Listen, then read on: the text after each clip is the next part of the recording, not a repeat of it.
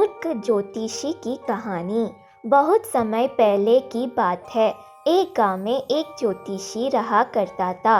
उसका विश्वास था कि वह तारों को देखकर भविष्य पढ़ सकता है। इसलिए वह सारी सारी रात आसमान को ताकते रहता था। गांव वाले के सामने भी वह अपनी इस विद्या के बारे में डिंगे हंका करता था।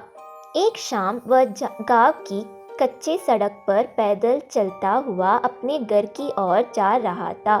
उसकी नज़रें आसमान पर चमकते तारों पर जमी हुई थी।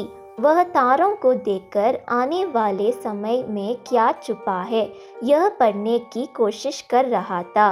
तभी अचानक उसका पैर कीचड़ से भरे एक गड्ढे पर पड़ा और वह गड्ढे में जा गिरा।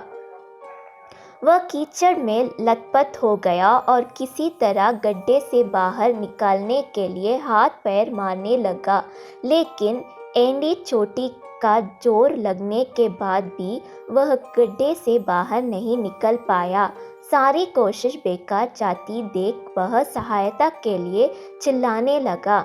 उसकी चिल्लाने की आवाज़ सुन कुछ लोग दौड़ चले आए।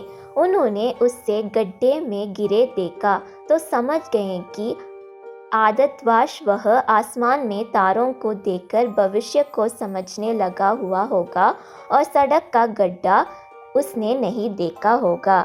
उन्होंने उसे बाहर निकाला और बोले, तुम आसमान में तारों को देखकर भविष्य पढ़ते रहते हो और तुम्हें यही नहीं पता कि तुम्हारा पैरों तले क्या है।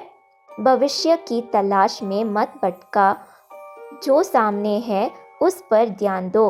भविष्य अपना ख्याल खुद ही रख लेगा। सीख, हमारा आज ही कल अर्थात भविष्य का निर्माण करता है। इसलिए भविष्य की चिंता छोड़कर आज पर ध्यान केंद्रित कर क्रम करो।